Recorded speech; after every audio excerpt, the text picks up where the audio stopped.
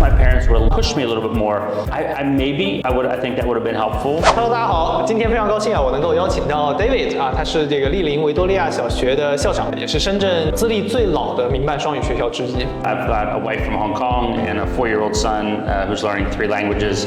Why, as a US living in China, you want your child to learn both Mandarin and Cantonese? My wife's from Hong Kong, and so he heard Cantonese and English early on. And so, as my wife and I joke, we installed the apps in his brain, right? His APP, that APP is in his brain, that the Cantonese APP is there, the English APP is there. He can come in, if you speak English to him, he'll speak English back. The moment you switch to Mandarin, he will switch Mandarin to you. You know, like, bye-bye, bye-bye, Sifu, bye-bye, so-so. So, as an educator, and very experienced one, how do you educate your own child? Reading, and more reading. You have a family that can speak multiple languages, then reading aloud in both languages, right, early on. I bet you have heard the words like 鸡娃 and 内卷. I've heard of it. You know, parents to have expectations for their children, I think that's very fair, right? We want what's best for our children.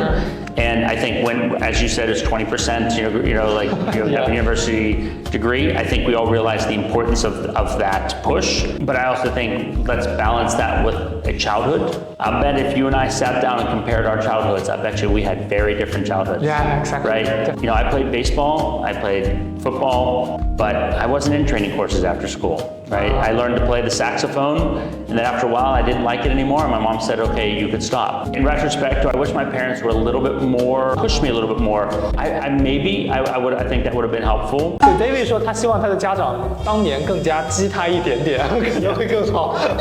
But I think also having realistic expectations for your children and letting them be children, right? Let them go play. Let them be children. Let them be children. And I think that's important too, because my former assistant, who still works in my former school, and she's from Chengdu, and she said when we were in primary school, they always told us, don't worry, it's primary school is hard, but it'll get better in middle school. And so when you get to middle school, they said, don't worry, middle school's hard, but it'll get better once you get to high school. And then when you get to high school, they're like, oh, don't worry, it's really hard now, you're studying to go to university, but wait till you get to university to be better. And then she went to university here in China, and it was also very difficult. And they said, don't worry, when you have a job, it'll be better. And now she's working, and she works very hard. Where's the fun? Where's the enjoyment? Maybe when Chinese go to Europe and they say, look at them sitting around in cafes, drinking their coffee or their beer, you know, Sundays nobody works. How do they function?